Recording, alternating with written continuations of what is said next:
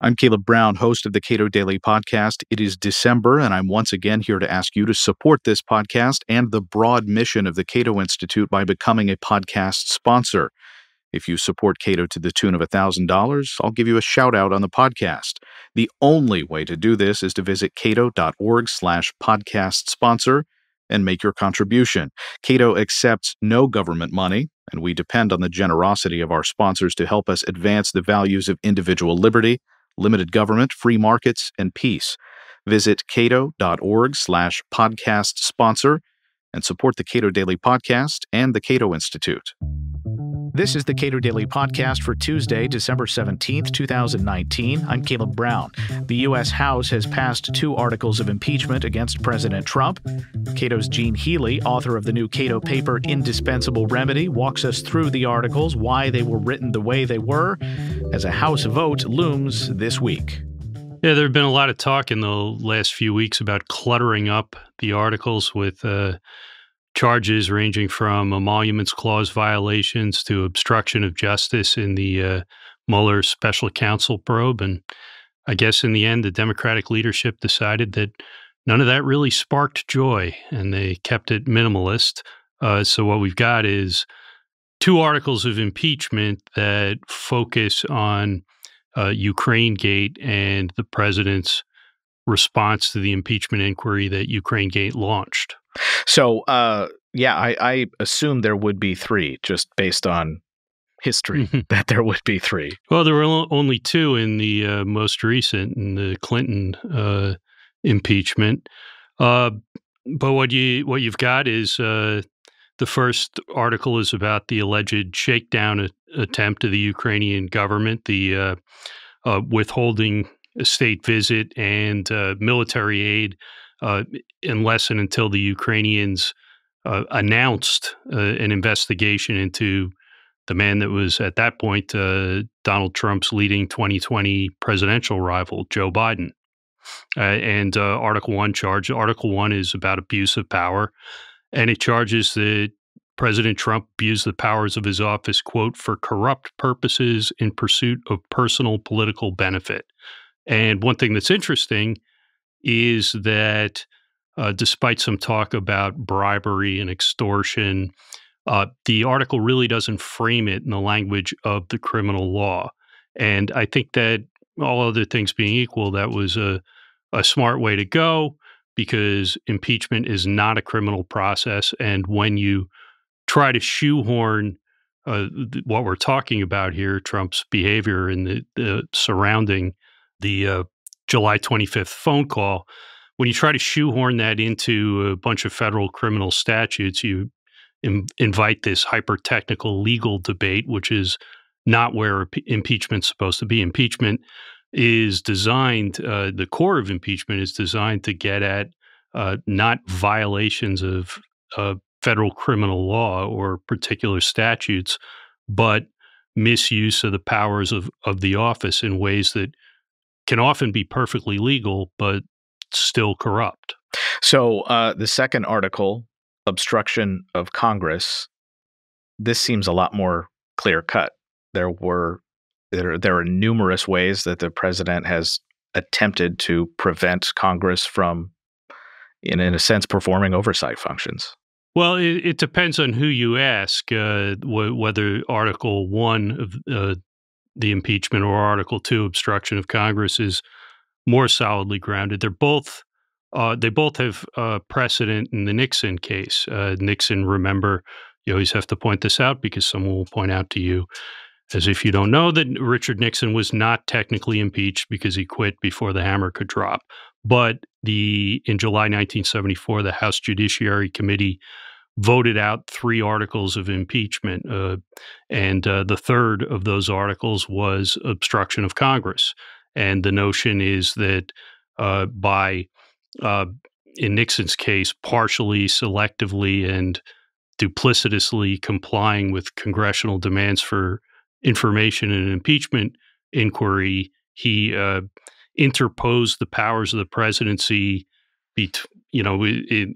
against the lawful subpoenas of the House of Representatives, and prevented the House from properly performing its constitutional obligation in an impeachment inquiry.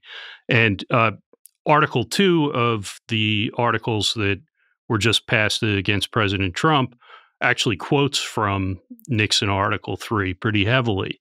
Uh, and well, one thing you can say is that President Trump's resistance in this case is more flagrant than Richard Nixon's was. Nixon didn't until the very end stop complying entirely. Trump, from the beginning, has announced a categorical stonewall, a total blockade on anybody from the administration participating in the inquiry. Now, a couple of people have disobeyed that, like EU Ambassador Sondland, uh, but his policy is a total blockade, and that has prevented some key fact witnesses like Chief of Staff Mulvaney and John Bolton and some others from testifying in the House inquiry. So Doug Collins, the top Republican on the Judiciary Committee, has said this is the first partisan impeachment in the history of the Republic. Yeah, it's nonsense. The first partisan impeachment in the history of the Republic was the first impeachment. That's Senator William Blount in 1797. The fact is, from the very beginning, every high-profile impeachment has been a party line impeachment with few defections.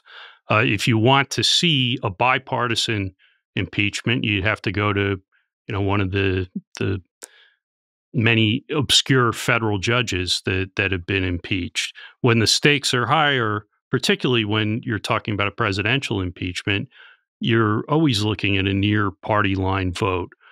Even in the Nixon case, a majority of Republicans on the House Judiciary Committee voted against every article of impeachment. In fact, it was only Congressman Larry Hogan, the father of the current governor of Maryland, who voted for all three impeachment articles, the only Republican to vote for all three impeachment articles.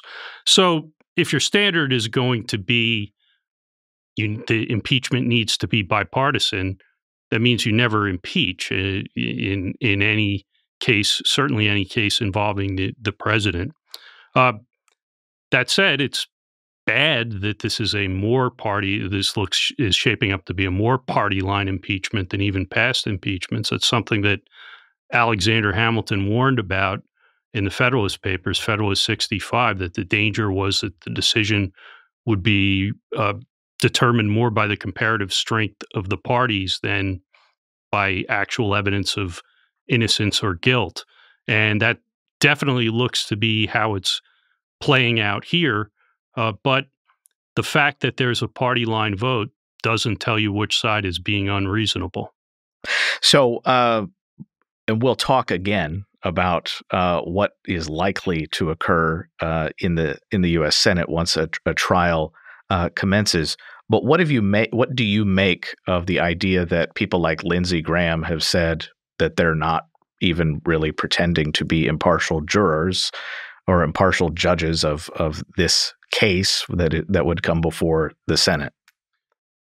Well, there's a sense in which that's nothing new. For example, the claim about Majority Leader McConnell coordinating with the president's defense counsel. Something very similar happened in our last impeachment with the Democratic leadership working with Bill Clinton's lawyers. So that's, you're not, if this proceeded like an actual criminal trial, you could disqualify everyone in the Senate from hearing the case. That's not new. On the other hand, Lindsey Graham flat out announcing that he's not going to be impartial is a flagrant violation of the oath that he's supposed to take at the beginning of this trial. So again, not entirely unprecedented, but worse. Gene Healy is a vice president at the Cato Institute and author of the Cato paper Indispensable Remedy, the Broad Scope of the Constitution's Impeachment Power. You too can become a Cato podcast sponsor. Visit cato.org/podcast sponsor to make a gift today. And thank you.